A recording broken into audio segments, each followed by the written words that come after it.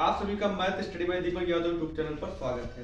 आज सदिश योगफल के गुणधर्म प्रॉपर्टी ऑफ वेक्टर एडिशन इसके बारे में बताएंगे। गुणधर्म नंबर 1 है एनसीईआरटी में। दो सदिशों a तथा b के लिए vector a plus vector b बराबर vector b plus vector a होता है। कैसे होता है ये चीज हम बताने वाले हैं, ध्यान दीजिएगा।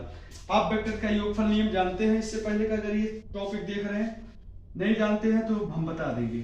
जैसे मैंने एक वेक्टर लिया, ये एक लिया वेक्टर ए ले लिया और उसके बाद क्या किया, एक और बना दिया, ये बना दिया बेटा वेक्टर बी बना दिया, वेक्टर बी। अब इसी के समांतर लाइन, एक समांतर लाइन ऐसे खींच दिया, वेक्टर ए हो गया, समांतर है।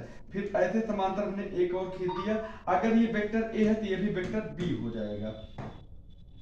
अगर ये वेक्टर ए है तो ये क्या हो जाएगा बेटा, वेक्टर बी हो जाएगा।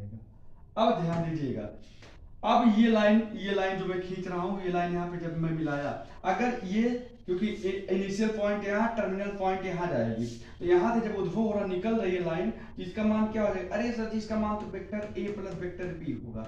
हुआ कि नहीं हुआ? अब बताओ ऊपर वाले का इनिशियल सर्वप्रथम ये वाली लाइन वेक्टर बी, उसके बाद कहां से ये वाली लाइन जा रही प्लस वेक्टर ए। अब देखा हम लोगों ने देखा क्या, vector B plus A, vector A plus B बराबर वेक्टर बी प्लस ए, यानी कि अपना हुआ सिद्ध। That's all. ये आसान था, छोटा सा क्वेश्चन था। आज के लिए बस इतना ही, धन्यवाद।